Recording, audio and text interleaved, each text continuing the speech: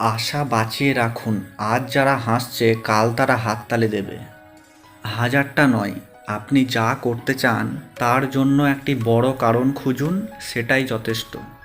জীবনকে এক লম্বা যাত্রাপথ মনে করে এগিয়ে যান। আপনার উদ্দেশ্য ঠিক থাকলে একদিন সঠিক পথের সন্ধান পাবেন।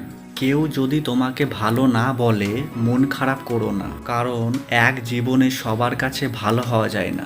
জীবনে একবার একা হয়ে দেখো, এই পৃথিবীতে কেউ কারো নয়। সময়ের প্রয়োজনে সবাই কাছে আসে, কেউ বা স্বার্থের টানে, কেউ বা আবেগের টানে। চিৎকার করে নিজেকে নির্দোষ প্রমাণ করা যায় না, মাঝে মাঝে চুপ থাকতে হয়। এই পৃথিবীতে কেউ আপন হয় না।